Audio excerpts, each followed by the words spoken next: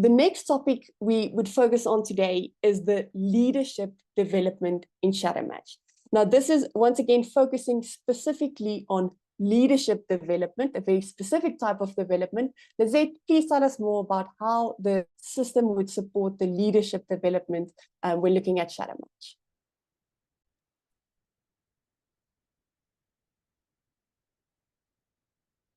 Great. So if we look at leadership development, a few important comments before we look at the theory behind the leadership development.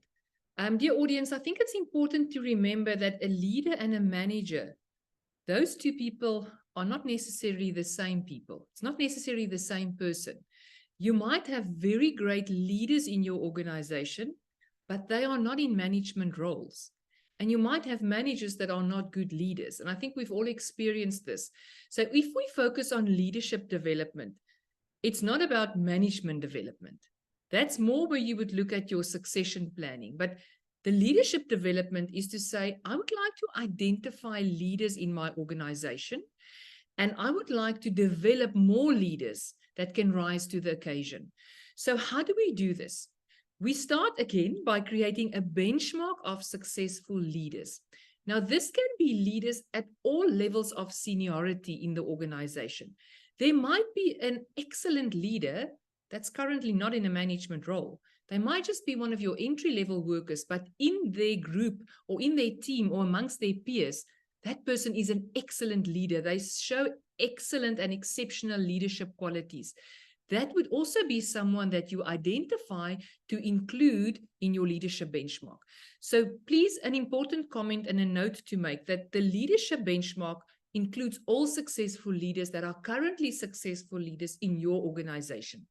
So once you've created this benchmark of successful leaders, because remember, our mandate here is to find people in my organization that have the same behavioral patterns as these successful leaders, and we would like to develop them so that they can take a leadership role in the future. So we've got the benchmark.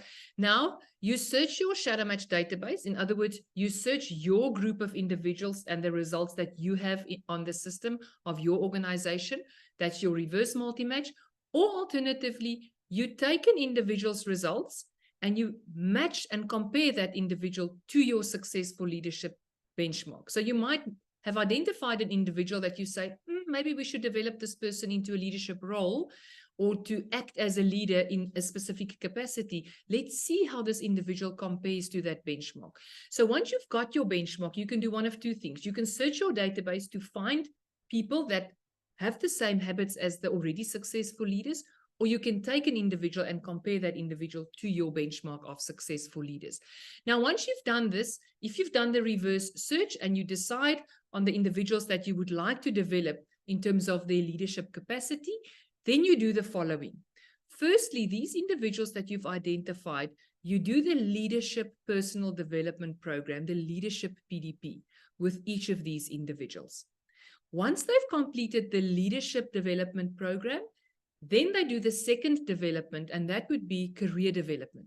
Shadowmatch offers a career report, so you can merely request a career report for that individual, and they can read through the report. You can assign them to an internal mentor, or you can make use of one of the Shadowmatch coaches to take that individual through a career coaching program. And then once they've done the leadership PDP, as well as the career development program guided by the career report, they can then redo Shadowmatch. And then what you do, the match of this individual against the successful leader benchmark, you then identify the habit where the individual has the biggest difference compared to the benchmark. And then that habit, you then start with a PDP, a personal development program on that specific habit. So let's see how that plays out on the system. Okay, when focusing on leadership identification on the Shadowmatch system, the first thing we need to do is we need to create a benchmark of our successful leaders. So outside of the system, we identify all of the successful leaders within our organization in all of the different roles and levels. We ask them to complete the Shadowmatch worksheet. If they have completed the Shadowmatch worksheet already, you can just group all of their data together. So how would we do this? We would create a file and we call it successful leaders, that we know this is what we're referring to. So our successful leaders, and then all of the individuals that we have identified as actual successful leaders practically in our organization. We combine the results in the benchmark, and we have our benchmark in place showing us what is the current context of the specific behavioral combinations of habits that are functional towards success as successful leaders in our organization. So that's our first element we need in place. Now we can compare any individual against this benchmark, any individual in this file marked as an employee or applicant, we will be able to compare it. But if you want to see the entire picture to see, okay, all of the individuals compared to this benchmark, we can once again use the reverse multi-match option. So we are on the benchmark and we then click on multi-match here. And now we would find a list of individuals that would be compared to this specific benchmark to say, okay, what are the chances of this individual also being an effective leader in our organization? So in this case, we decided on, great, Patricia, she looks like a very good match. She already has the very close alignment to this, already similar habits and behavioral patterns in her natural preferences. So the chances of her also being a successful leader in our organization is very high. It's almost 100% chance. It's a 10 out of 10 chance here. So now we can see that specific individual compared to that benchmark. And we now see, okay, great. We can see a great alignment if we look at her individual preferences against the benchmark. Now, in the introduction, you would have heard, okay, now we do specific things.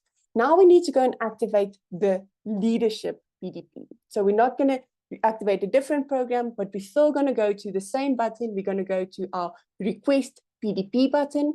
Now we want to start developing this potential successful leader in our organization. So we want to equip them with the knowledge and the skills and everything they need. And one of those elements is doing that leadership personal development program. So we click on request PDP.